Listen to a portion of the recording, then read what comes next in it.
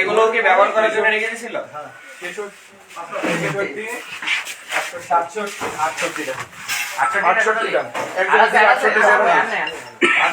এগুলো নিয়ে চলো বাইরে।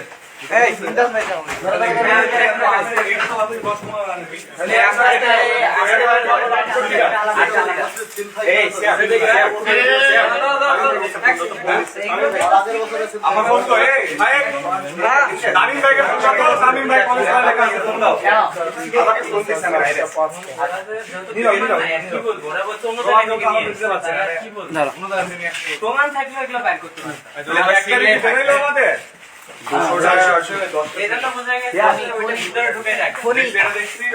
পুরোটা গুণা যাবে ওটা পুরোটা গুণা দাও পুরোটা গুণা দাও।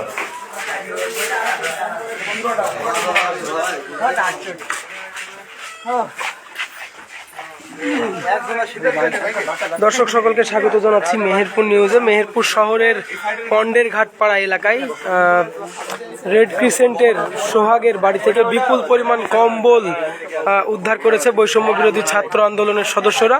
আপনারা দেখছেন যে বিপুল পরিমাণ কম্বল এই রেড ক্রিসেন্টের সোহাগের বাড়ি থেকে এই কম্বলগুলো উদ্ধার করা হয়েছে। এখানে কতগুলো কম্বল রয়েছে এবং কি অভিযোগের ভিত্তিতে আসলে এই অভিযান শুরু করে বৈষম্য বিরোধী ছাত্র আন্দোলন, সেই ব্যাপারে আমরা কথা বলবো, পরবর্তীতে জানতে পারবো। এখনো পর্যন্ত জানা যায়নি বিস্তারিত যে আসলে কত পিস কম্বল পাওয়া গিয়েছে এবং কি অভিযোগের ভিত্তিতে এখানে তারা অভিযান শুরু করেছে, এই ব্যাপারে কিছুই জানা যায়নি।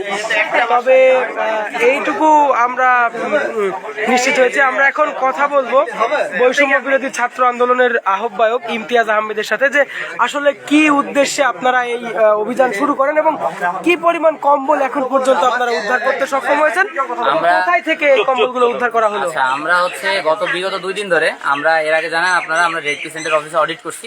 অডিট করার পরের দিন আমাদের কাছে একটা ইনফরমেশন আছে, যারা আছে আমাদেরকে ইনফরমেশন দেয় এই বাড়িতে বিপুল পরিমাণে কম্বল আছে। বাড়িটা হচ্ছে আমাদের রেড ক্রিসেন্টের এক্সিকিউটিভ সদস্য হচ্ছে মেম্বার, এক্সিকিউটিভ কমিটির মেম্বার, যেটা আপনার হচ্ছে ভেঙে দেওয়া হয়েছে সেই কমিটির মেম্বার সোহাগ ভাই, খন্দকার সোহাগ ভাইয়ের এটা হচ্ছে বাড়ি। তো হচ্ছে আপনার এই বাড়িতে আমরা এই অভিযোগের ভিত্তিতে আজকে সকালবেলাও আমরা আমাদের একটা কনফার্মেশন পাই যে না বাড়িতে এখনো পর্যন্ত কম্বল আছে। থাকার পর আমরা হচ্ছে স্টুডেন্ট যারা আছি তারা এখানে আসি এবং আমরা আমাদের জেলা প্রশাসন আমাদের ওসি স্যার সহ হচ্ছে আমাদের এনডিসি স্যার সহ সবাইকে আমরা জানাই, প্রশাসন তারা আসে এবং হচ্ছে আপনার এখন পর্যন্ত আপনারা দেখতে পাচ্ছেন আমরা 3 বস্তা এখানে এই যে যদি দেখাই এখানে এই যে বস্তা ওই বস্তা ওইদিকে 1 বস্তা আছে এই কম্বল আনুমানিক প্রায় 250 পিস মতো কম্বল এখন পর্যন্ত, আনুমানিক হয়তো একটু কম বেশি হতে পারে, আপনার পাওয়া গেছে এখন পর্যন্ত। এগুলো কি রেড ক্রিসেন্টের কম্বল? এগুলো প্রত্যেকটাতে রেড ক্রিসেন্টের সিল আছে। রেড ক্রিসেন্ট যেগুলো হচ্ছে দরিদ্র মানুষদের বিতরণের জন্য দেওয়া হয়েছিল, কাতার রেড ক্রিসেন্ট থেকে পাঠানো হয়েছিল বাংলাদেশে, যেটা এখনো বিতরণ করা হয়নি। এমনকি 3 বছর আগের কম্বল আছে, যেটা 2 বছর আগের কম্বল আছে, যেটা বিতরণ হয়নি। পুরো সমস্ত কম্বলগুলো আমরা এই যে এখানে আসছি, প্রশাসন আছে, তারা এগুলো হচ্ছে বাজেয়াপ্ত করে পরবর্তীতে আমরা এর আগে রেড ক্রিসেন্টের অফিসে দেখছি যেগুলো বিতরণ হয়নি এরকম কম্বল আছে প্রায় 51 পিস বা 50 পিস মতো। আপনার ওই 50 পিস আর এখানে 250 পিস, অলমোস্ট প্রায় 300 পিস মতো কম্বল পেয়েছে আজকে। আপনারা কি বাড়ির মালিকের সাথে কথা বলেছেন? হ্যাঁ, বাড়ির মালিকের সাথে কথা বলছি। প্রথমত বাড়ির মালিককে জানাইছি বিষয়টা, তারা বলে যে হচ্ছে ঠিক আছে আপনাদের পুলিশ বা প্রশাসন কাউকে ডাকেন না, আমরা আপনাদের সমস্ত জিনিস বের করে দিচ্ছি। আমরা তখন এনডিসি স্যারকে বললাম যে স্যার এই বলতেছে, দেন ওনারা বের করে দেওয়ার পরও বেশ কিছু আমাদের আরো সন্দেহজনক হয়েছে যে ভিতরে আরো কম্বল থাকতে পারে, কারণ ওনারা বের করে দিয়েছে মাত্র 3 বস্তা। এই সন্দেহের প্রেক্ষিতে আমরা ভেতরে বলি যে আপনার বাসার ভেতরে এই জায়গায় কম্বল আছে। তো তারা তারপর ভিতরে যায়, যাওয়ার পর আপনার ওই জায়গা থেকে আমরা আরেক বস্তা কম্বল পাই।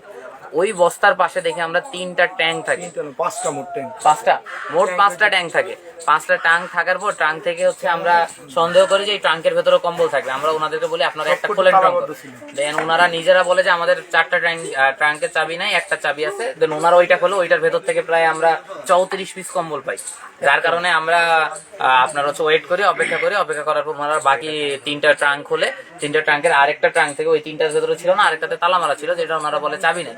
তারপর আমরা বলি যে তাহলে আপনারা এটা কি করে দেখাবেন? তারা বলে যে ঠিক আছে আমরা ভেঙে দিচ্ছি। বাড়ির মালিক নিজেরা ভাঙার পর আমরা দেখি এখান থেকে প্রায় 68 পিস আরেক কম্বল বের হয়। সর্বমোট কত পিস কম্বল? সর্বমোট এখন পর্যন্ত গণনা হয়নি, আমরা ধারণা করতেছি 250 পিসের কাছাকাছি এখানে কম্বল আমরা আজকে পাইছি। আপনারা পরবর্তী ব্যবস্থা কি নেবেন? এই কম্বলটা আমরা আমাদের রেড ক্রিসেন্টের যিনি কোঅর্ডিনেটর আছে ইয়েলো, ওনাকে আমরা জানাইছি, উনি মাগুরাতে আছেন। আমরা প্রশাসনের মাধ্যমে এই কম্বলটা এক জায়গায় জমাকৃত রাখবো। উনি আসলে প্রত্যেকটা কম্বলের হিসাব বুঝায় আমরা তার কাছে দিব। নতুন যে কমিটি আসবে সেই কমিটি যারা আসলে এই কম্বল প্রাপ্য গরিব মানুষ তাদের কাছে এই কমিটিটা বিতরণ করবে। দেখেন, আমি একটু কথা বলি আপনার সাথে। শীত বস্ত্র এই কম্বলগুলো বিভিন্ন সময় রেড ক্রিসেন্ট সোসাইটি পেয়েছে মেহেরপুর জেলা শাখা। সেক্ষেত্রে শীত বস্ত্র অসহায়দের জন্য বিতরণের ক্ষেত্রে সেগুলো ব্যবহার না করে এক জায়গায় মজুত করে রাখা নিজের স্বার্থের জন্য, এই বিষয়টিকে আপনারা কিভাবে দেখছেন? এটা তো অন্যায় কাজ। এটা আসলে যাদের গরিব মানুষ যারা, আমরা জানি যে মেহেরপুরে এরকম রাস্তায় অনেক পাগল থাকে বা গৃহহীন আছে যারা রাস্তায় শীতে কাতরায় শীতকালে। আমার তো দেখে মনে হয় যে এদের জন্য আমাদের কিছু করা উচিত। আমরা আমাদের এর আগে আমাদের সংগঠন থেকে আমরা তাদের জন্য শীত বস্ত্র বিতরণ করি, যে না আমাদের এইসব মানুষের জন্য এগিয়ে আসা উচিত। কিন্তু এইসব মানুষকে তারা কম্বল না দিয়ে যে 250-300 পিস কম্বল যারা মজুত করে রেখেছে, এটাই আমি মনে করি যে এটা রেড ক্রিসেন্টের যে নিয়ম বহির্ভূত কাজ। এবং আমি আশা করি যে আগামী কমিটি বা আমাদের প্রশাসন এই নিয়ে একটা কঠোর ব্যবস্থা নেবে। ধন্যবাদ। কথা শুনছিলেন দর্শক মেহেরপুর বৈষম্য বিরোধী ছাত্র আন্দোলনের আহ্বায়ক ইমতিয়াজ আহমেদের। আমরা এখন কথা শুনবো বৈষম্য বিরোধী ছাত্র আন্দোলনের সদস্য সাইমুন ইসলামের কাছ থেকে, যে আসলে তিনি এই বিষয়টি কিভাবে দেখছেন। আমাদের ওই রান্নাঘর খুলে দিল, রান্নাঘরে আমরা 3 বস্তা কম্বল পাই প্রথমত। তারপরে আমাদের সন্দেহ লাগে যে একটা বাড়িতে স্টিলের বাক্স একটা নাই 2টা থাকবে, কিন্তু 5টা বাক্স, বারান্দায় 5টা বাক্স আছে। তখন আমরা সন্দেহ হলে আমরা তাদের বলি, তারা প্রথমে অস্বীকৃতি জানায়। তারপরে আমরা সবাই মিলে বললে তারা উদ্ধার, আমরা ভেতরে খুলে দেখি যে কম্বল, প্রথমে এগুলাই কম্বল আমরা উদ্ধার করি, পরে আরো কম্বল উদ্ধার করি। এছাড়াও আমার কাছে আপনাদের কাছে অনুরোধ যে শুধুমাত্র সোহাগের কাছে যদি এত কম্বল থাকে, তাহলে আর যারা দায়িত্বে ছিল তাদের কাছে কত কম্বল আছে। আমরা চাই যে প্রশাসন এবং ডিসি স্যারের সাথে কথা বলে যারা এর আগে ছিল রেড ক্রিসেন্টের সকলের বাড়ি সার্চ করা, যারা দায়িত্বে ছিল কম্বলের দেওয়ার জন্য। আর এই কম্বলগুলো আমার অনুরোধ থাকবে, এই কম্বলগুলো যেহেতু গত বছরের কম্বল, তো এইগুলা এই রেড ক্রিসেন্টের এখানে দেওয়ার আগে সবগুলা গরিব মানুষের মধ্যে বিতরণ করে দেওয়া হোক, আমার দাবি এইটা। ধন্যবাদ। দর্শক কথা শুনছিলেন মেহেরপুর বৈষম্য বিরোধী ছাত্র আন্দোলনের সদস্য সাইমুন ইসলামের।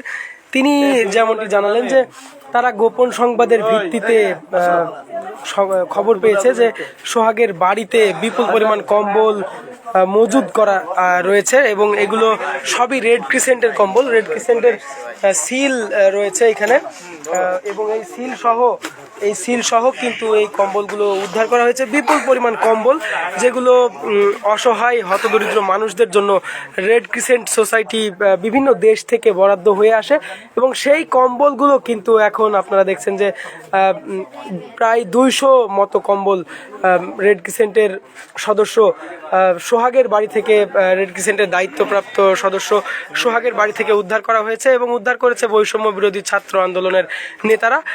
দর্শক আমরা এখন কথা বলবো বৈষম্য বিরোধী ছাত্র আন্দোলনের যুগ্ম আহ্বায়ক তামিম ইসলামের সাথে, যে আসলে তিনি এই বিষয়টি কিভাবে দেখছেন।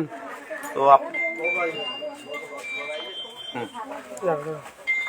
আপনারা দেখছেন যে এখানে বাংলাদেশ রেড ক্রিসেন্ট সোসাইটি, একটু জোরে, আপনারা দেখছেন যে এখানে বাংলাদেশ রেড ক্রিসেন্ট সোসাইটির কিছু কম্বল জব্দ করা হয়েছে। এগুলো এর আগের শীতে হয়তোবা গরিবদের জন্য আসছে।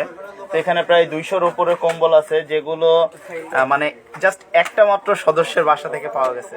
তাহলে মানে আমরা চিন্তা করতে পারি যে এখানে যারা এক্সিকিউটিভ সদস্য ছিল এর আগে এই কমিটির, তাদের প্রত্যেকজনের বাসা যদি তল্লাশি করা যায় তাহলে আরো কত কিছু পাওয়া যাবে। এটা তো শুধু কম্বল রেখে দেওয়ার জিনিস, গরিবকে দিয়ে দেওয়ার জিনিস। তো এছাড়াও আরো অনেক কিছু ছিল, তেল ছিল, এর আগে আমরা শুনছি গরু আসছে, অনেক কিছু আসছে। আমাদের কাছে অনেক অভিযোগ আছে যে এগুলো মানে ট্রাকে আসতো, ট্রাক ভরে আসতো। তো ট্রাক আসার পরেই এনারা নিজেদের মধ্যে ভাগ করে নিত।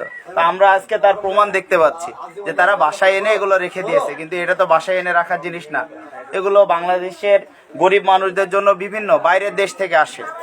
তো এনারা নিজেরা এগুলো আত্মসাৎ করে রেখে দেয়।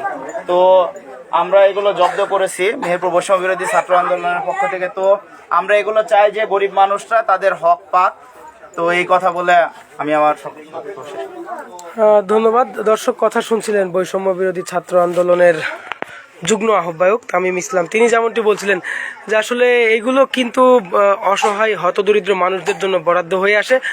সেই কম্বল মেহেরপুর শহরের পন্ডের ঘাটপাড়া এলাকার রেড